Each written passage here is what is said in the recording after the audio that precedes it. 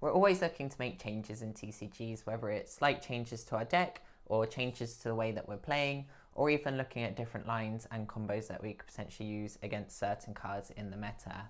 Now, there's a specific way that we can go through this reflective process to ensure that we're continuing to develop after every game. And this week, we're going to be talking about that key ingredient to being able to reflect effectively and plan out future courses of action.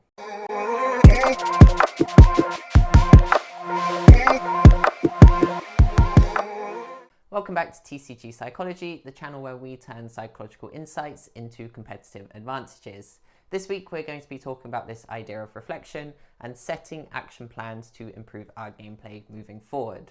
Now, on the face of it, it may sound like a relatively simple thing when it comes to, well, how do I go about improving my gameplay? But actually there is a skill that goes behind it as well. And this is something that I work on with athletes in the sporting space all the time, how to reflect effectively to ensure that we're working towards our goals and our targets.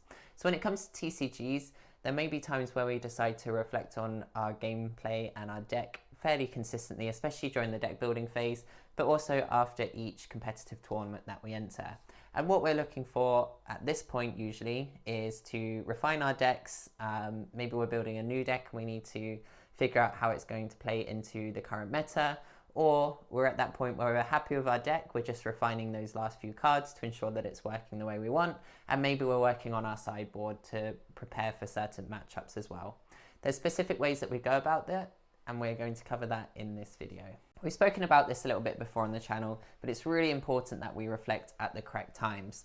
Now, our brain can only handle processing so much information at one time, and when we're in the middle of TCG gameplay, we already have a high load on our brain capacity. Think about it, you're already making lots of decisions in those moments, you're trying to anticipate the odds of certain cards coming up, you're trying to figure out what your opponent might have in their hand. We're already processing a lot of information, and reflecting on a situation that has just happened is not going to be very helpful for our performance in that moment. So it's really important that when we're in the middle of performance, we're 100% focused in on the performance in that moment. Now, after we've finished that round, then we can start to flip that switch between we're in performance mode, and then we can give ourselves a quick breather, and then we can go into a little bit of reflective mode in that moment.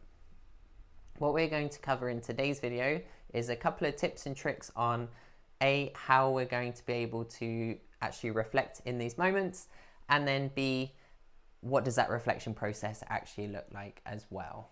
Okay, so if we're not supposed to be reflecting in performance, you may be wondering, well, how do I actually go about that reflective process then?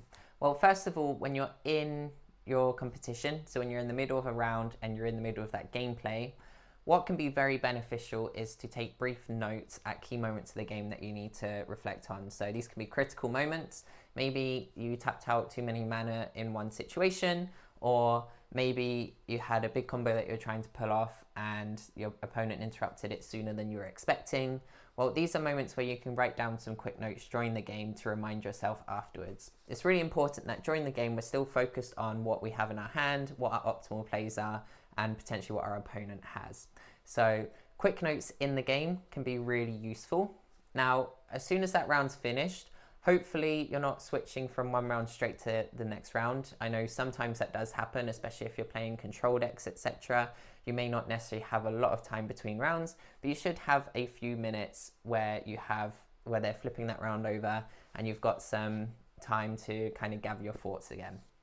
It's really important that you don't go straight into reflecting after a round. The most important priority should be to reset yourself going into the next round so that you're ready to perform again. You don't want to be taking critical moments from your previous round into the following round. You want to start from a fresh slate. So priority A should be to, first of all, just prepare yourself for the next round. So whether you use breathing techniques, self-talk, etc., whatever it is you need. And then if you do have a few moments, so maybe you finished that round quickly, it was two aggro decks against each other and you've got plenty of time to kind of reflect, there's a couple of methods that I like to use when I'm in these situations. And you can change this depending on what your preferences are. So first of all, one way that you can do it is to write down notes in a journal. So obviously, if you're writing notes in the middle of TCG gameplay, There's certain rules and restrictions depending on the TCG that you're playing in, but you can you can bring along a journal that doesn't touch the table when you're in the middle of gameplay. It can be your reflective journal if you would like. So setting up this reflective journal, you're going to want to ask yourself key questions about what happened in that round. You know, did you hit your objectives of your deck? Did you see the key cards that you needed? Were there cards that you weren't using? These are the types of things that you can be reflecting on in between the rounds. You can also reflect on, obviously, if your opponent had specific cards you weren't expecting, or there's changes in the meta that you weren't anticipating. You can note those down in your journal as well. So whatever you feel like is relevant to tweak your deck and improve it moving forward, you can write it down in a journal. Now, I know not everybody likes to write things down, so you can find a quiet space as well. And if you want to use an app to record your thoughts on, then you can do that as well. Now, it's really important that you do go through some kind of note-taking process, whether that's written or voice recording, because our memory can fade over the course of a day, especially if you're playing, you know, 7-8 rounds.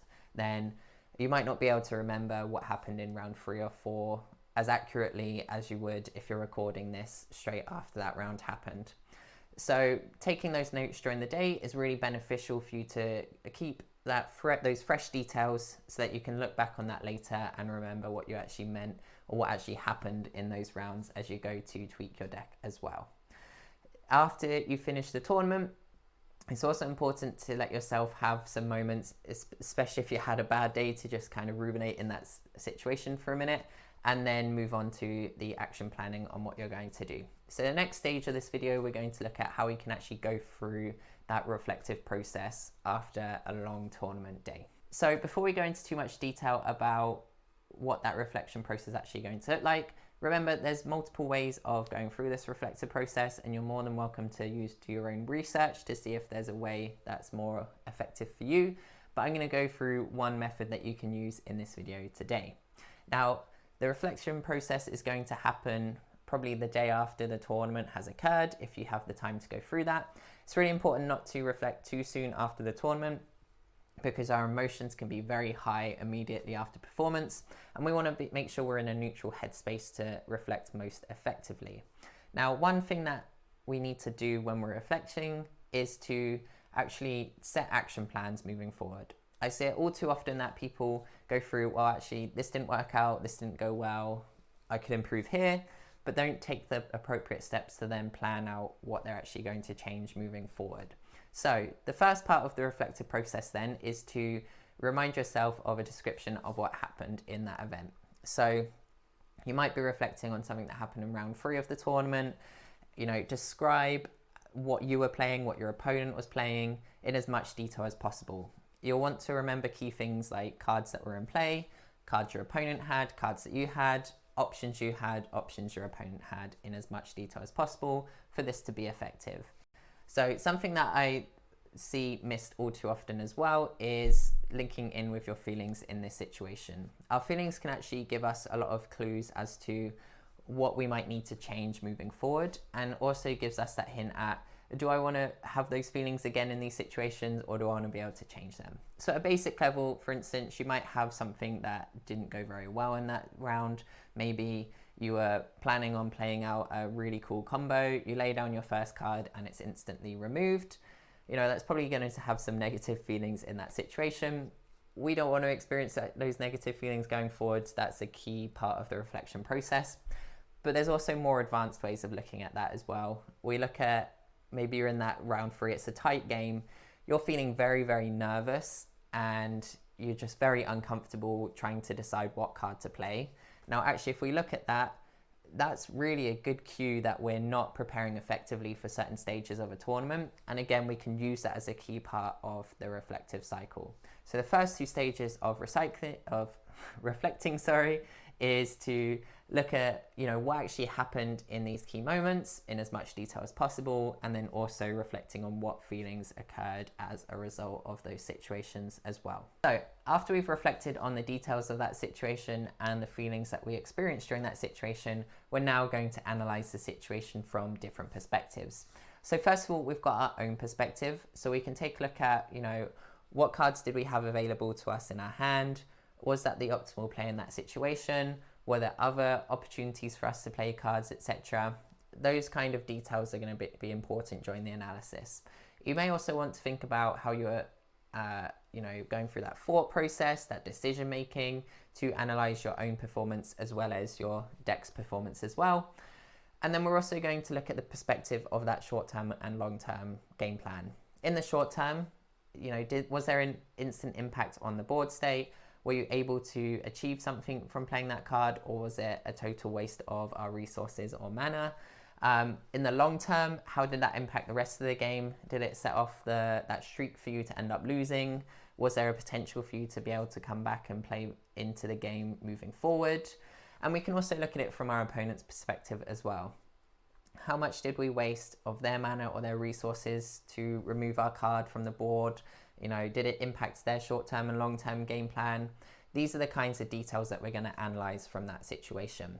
Now, once we've got a clear picture of what's happened in that performance, this is where we're going to take that key step of making action plans. So this is where you're going to identify from that analysis, okay, as an individual, this is what I struggled with in this moment. So it could be from a personal perspective, or it could also be from a deck building perspective. So first of all, from that personal perspective, it could be I wasn't able to make an efficient decision in that moment. So moving forward, I'm going to work on being able to make those decisions quickly and practice that in my upcoming weekly plays. So we're identifying key aspects of our performance that we want to improve and how we're going to do that. So to improve my decision making, I might gain more experience prior to competing in a tournament. Maybe it's I felt very nervous in that moment and that impacted my decision making. So I'm going to practice skills that are going to help me deal with my nerves moving forward so that I'm ready for the next time a major competition comes around. From a deck building perspective, we're also going to target key cards in our deck. So we might have this card, we thought, oh, this is going to be helpful in these situations, but actually we found that we're using it as mana or resources more often than we are actually playing it. So that's the situation where we're going to identify changes in our deck. Maybe it's we have certain game plans that our deck's trying to build towards, and it keeps breaking down at key moments and we're not quite sure why. Well, we might shift our game plan and have different ways of filtering into that game plan as well. So we'll shift the cards that we have in our deck to give us more options to ultimately play out that game plan as well.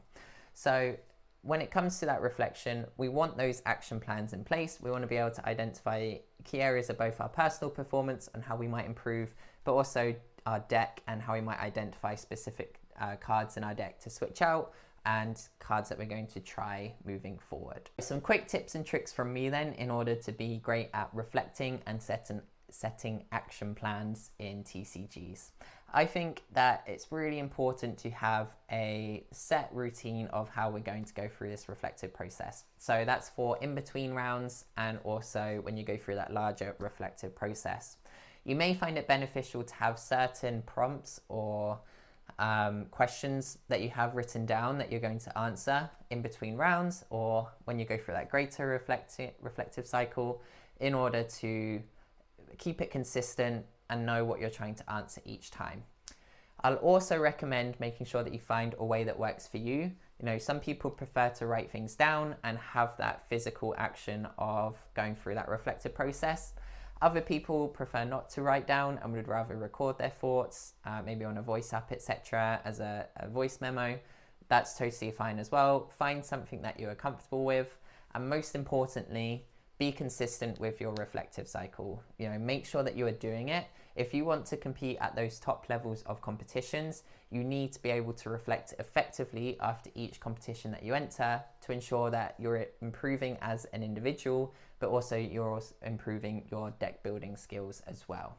Thank you so much for joining me again today as we talked through the reflective process. Like I mentioned before, there's other ways of going through this as well, so feel free to do your own research. In the comment section below, I want you to identify one area that you're going to work on before your next major competition. If you enjoyed this video, make sure that you like and subscribe so that you're notified when new videos are launched. And if you know anyone that could benefit from improved reflective experience after they've competed in TCGs, do feel free to share this video with them. Until next time, make sure you win the mind game meta.